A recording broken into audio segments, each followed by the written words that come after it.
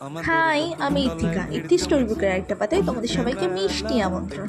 আজ আমি তোমাদের বকুলতলা নাই, আমাদের মাছদিয়া রথতলার রথ দেখাতে নিয়ে যাব।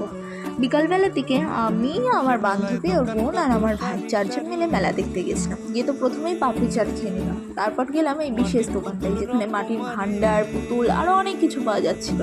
এখান থেকে আমরা মাটির ভাণ্ডার কিনে নিলাম। তারপর গেলাম এই পাশের ছোট্ট ছোট্ট এই সবজিগুলো দেখে, এত কিউট ছিল, আমরা অনেকগুলো কিনে নিয়েছি। তারপর রাস্তায় এই ছোট্ট রথটা দেখে ফুচকা খেলাম।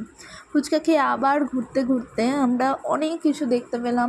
তারপরে এই ঘুগনিটা খেলাম, ঘুগনি, চিকেন পকোড়া, রোল, মোমো, এত কিছু খেয়েছি আমরা। আর যা খেতে পারিনি সেগুলো সব বাড়িতে নিয়ে এসেছি। বাদাম, জিলাপি, পাঁপড়, মথুরা কেক। মথুরা কেক আমার প্রচণ্ড পছন্দের, ভীষণ ভালো লাগে আমার। তারপর আবার মেলা ঘুরতে লাগলাম। ঘুরতে ঘুরতে এত ক্লান্ত হয়ে গেছিলাম যে আইসক্রিম খেয়ে নিলাম। লাস্টে আমাদের জলও কিনতে হয়েছিল, ততক্ষণে মেলায় প্রচণ্ড ভিড় হয়ে গেছে। তারপর মায়ের জন্য এগরোল কিনে এসে দেখছি আমরা মেলায় রাইডসই চড়তে ভুলে গেছি। আমার ভাই তো ভীষণ রেগে গিয়েছে আমার পর, বলছে পরের দিন আবার তুই আমাকে মেলায় নিয়ে আসবি রাইডস চড়াতে। তারপর আমি বললাম ঠিক আছে চল, আজকের মতো তো এইটুকুই। তারপর আমরা বাড়ি চলে আসলাম।